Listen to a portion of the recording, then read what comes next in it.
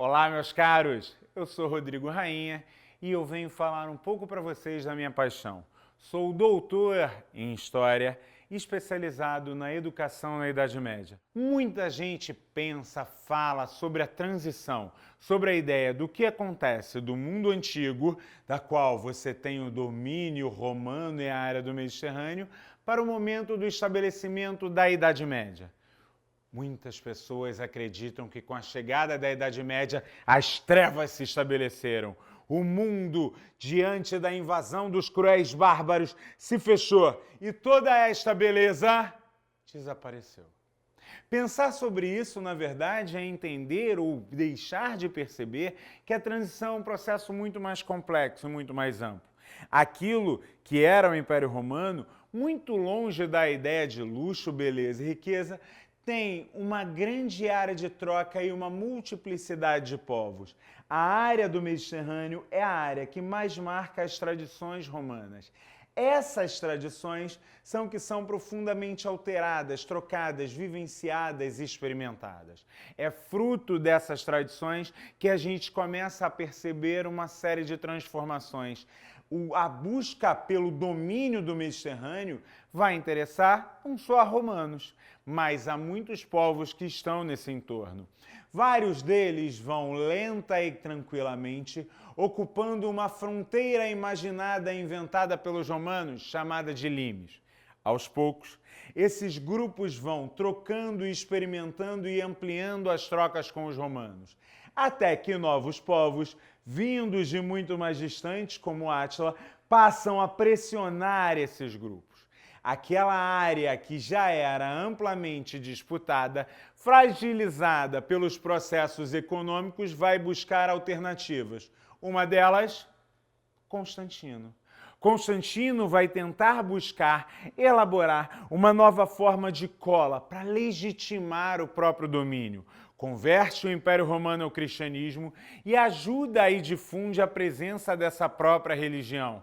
Mas isso não impede que o império, primeiro, se divida entre duas Romas, uma na boa e velha Roma italiana e a outra na Nova Roma, na cidade de Constantinopla.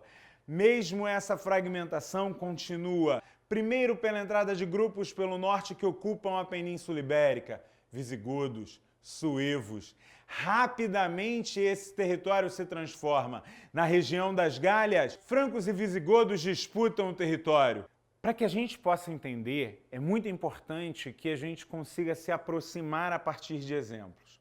Vamos falar especificamente de um reino. Esses são os visigodos. Eles ocupam a região da Península Ibérica e eles vão estar marcando um processo muito importante de integração. Um monarca, chamado Leovigildo, passa a integrar e tentar aproximar todas essas principais linhas. Mas um problema, de um lado ele seguia uma religião, enquanto a maior parte da população seguia o cristianismo niceno, o cristianismo romano.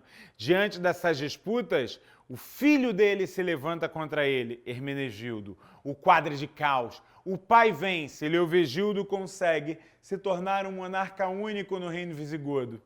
Mas a fragilidade continua plena.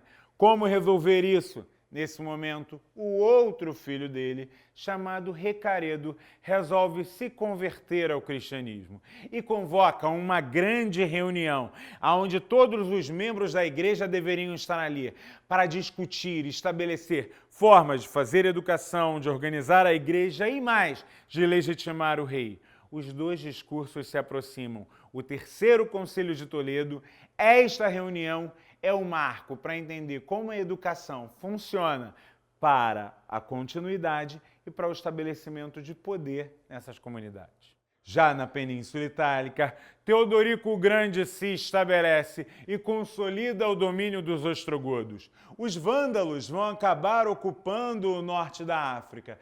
Você pode imaginar, nossa, o caos, que mundo é esse, que possibilidades são essas, como isso não é a Idade das Trevas? Meus caros, tudo depende da sua ótica. Se você estiver imaginando o mundo romano com essas características idealizadas, está certo. Mas o que você vê agora é um retorno. É justamente esse mapa de muitos povos, muitos grupos organizados disputando cada um seus espaços. Mas tem mais forças aqui. Muita gente não consegue perceber o papel da educação nesse momento.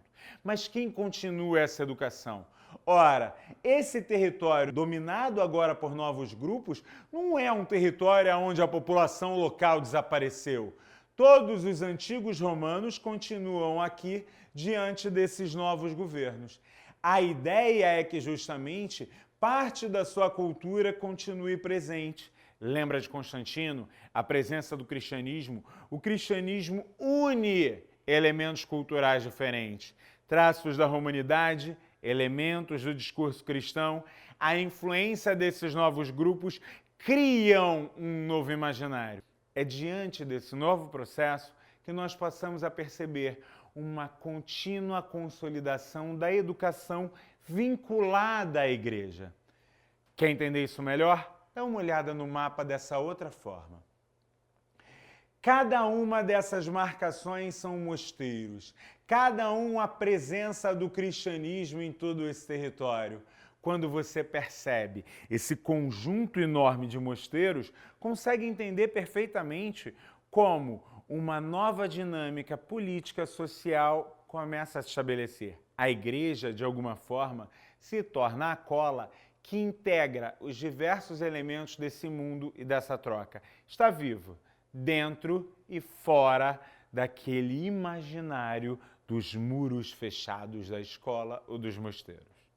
Diante de todo esse quadro, de toda essa igreja que você passou a perceber, nós precisamos entender que é uma rede montada. Bispos ocupam as grandes cidades. Mosteiros se espalham e se difundem trocando livros, culturas e diversas possibilidades.